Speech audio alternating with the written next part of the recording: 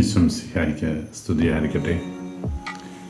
വിശുദ്ധ മത്തായിയുടെ സുവിശേഷം 5-ാമത്തെ അധ്യായം 17 മുതൽ 23 വരെയുള്ള തിരുവചന ഭാഗമാണ് നാം ഇന്ന് ധ്യാന വിഷയമാക്കുന്നത്. നിയമത്തിന് പുതിയ വ്യാഖ്യാനം കൊടുത്തു യേശുനാഥൻ.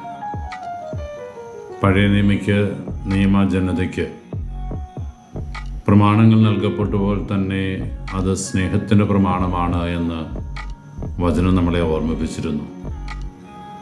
എല്ലാറ്റിലും ഉപരിയായി ദൈവത്തെ സ്നേഹിക്കണം, തന്നെ പോലെ മറ്റുള്ളവരെ സ്നേഹിക്കണം. ഈ സ്നേഹത്തിൻ്റെ ഭാവത്തിൽ വെള്ളം ചേർത്തുകൊണ്ടുള്ള നൈയാമിക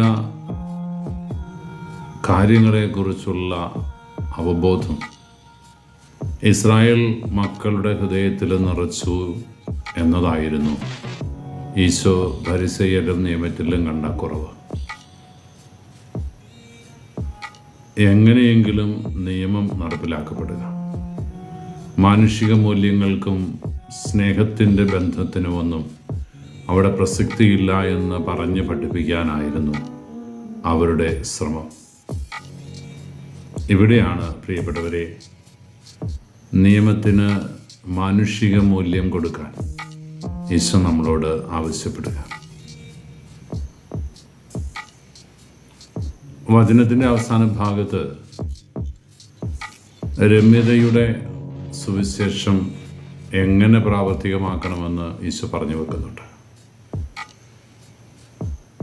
സഹോദരനുമായി രമ്യതപ്പെട്ട് ജീവിക്കുവാൻ ആവശ്യപ്പെടുന്ന ഈശോ വൈരാഗ്യത്തിൻ്റെയും വെറുപ്പിൻ്റെയും മേഖലയിൽ പുതിയ പ്രത്യയശാസ്ത്രത്തിന് രൂപം കൊടുക്കുകയാണ്. യേശു പറഞ്ഞു, എതിരാളിയുമായി നീ കോടതി നടപടികളിലേക്ക്, ന്യായാധിപ സംഘത്തിന് മുമ്പിലേക്ക് പോകുന്നതിന് മുമ്പ് അവനുമായി രമ്യതപ്പെടാൻ വേണ്ടി പരിശ്രമിക്കണം. ഈ രമ്യത സാധ്യമായില്ല എങ്കിൽ ഒരുപക്ഷെ അവൻ നിന്നെ ന്യായാധിപ സംഘത്തിനും അവൻ നിന്നെ ജയിലധികൃതർക്ക് ഏൽപ്പിച്ചു കൊടുത്തു എന്ന് വരാം. അതുകൊണ്ട് തന്നെ പ്രതിയോഗികളുമായിട്ട് രമ്യതപ്പെടണം. വൈരാഗ്യവും വെറുപ്പുമൊന്നും നിലനിൽക്കുന്ന ഒരു വികാരമായിട്ട് ക്രിസ്ത്യാനിയുടെ മനസ്സിലുണ്ടാകരുത് എന്ന് ഈശോ സുവ്യക്തമായിട്ട് നമ്മളോട് പറയുക. പൗലോസ്ലീഹ അതുകൊണ്ടാണല്ലോ നമ്മളോട് സൂചിപ്പിക്കുന്നത്, കോപിക്കാം, പക്ഷേ ആ കോപം സൂര്യാസ്തമയം വരെ നീണ്ടു നിൽക്കാവും. മാനുഷികമായ ബലഹീനതകൾ കൊണ്ട് നമ്മുടെ സംസാരത്തിലോ പെരുമാറ്റത്തിലോ ചിലപ്പോൾ വീഴ്ചകളോ കുറവുകളോ ഒക്കെ വന്നെന്ന് വരാം.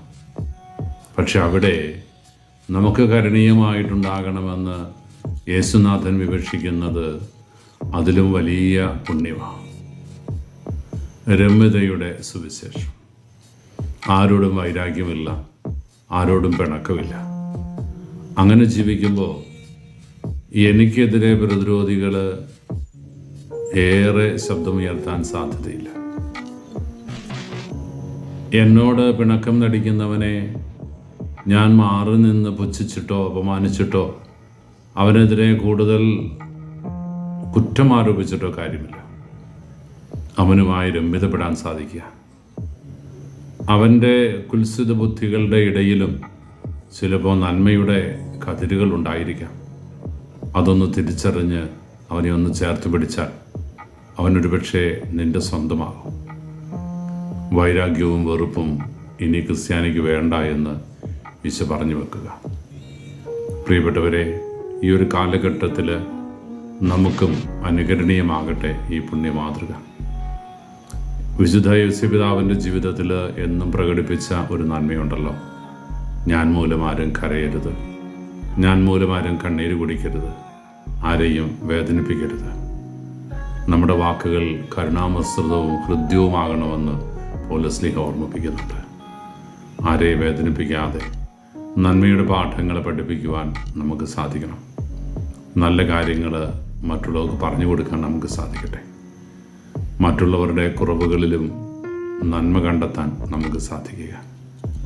അങ്ങനെ വരുമ്പോൾ നമ്മുടെ കുറവുകളിൽ അവരും നന്മ കണ്ടെത്തും. സ്നേഹത്തിൻ്റെ വലിയ ആവരണം നമ്മളെ പൊതിയുമ്പോൾ അതിനുള്ളിലെ കൊച്ചു കൊച്ചു കുറവുകളും ബലഹീനതകളും പരസ്പരം മറക്കാനും ക്ഷമിക്കാനും നമുക്ക് സാധിക്കുമ്പോൾ ദൈവം വൻ കാര്യങ്ങൾ നമ്മളിലൂടെ ചെയ്യും. പ്രത്യാശയോടെ രമ്യതയുടെ സുവിശേഷത്തോട് ചേർന്ന് നിൽക്കാൻ നമുക്ക് ഒരുമിച്ച് പരിശ്രമിക്കാം. ഈശ്വരവരെയും അനുഗ്രഹിക്കട്ടെ. കർത്താവ് ശംസിഹായുടെ കൃപയും പിതാവായ ദൈവത്തിൻ്റെ സ്നേഹവും പരിശുദ്ധാരൂപിയുടെ സഹവാസവും നാമെല്ലാവരും കൂടി ഉണ്ടായിരിക്കട്ടെ, ഇപ്പോഴും എപ്പോഴും എന്നേക്കും. ആമേൻ.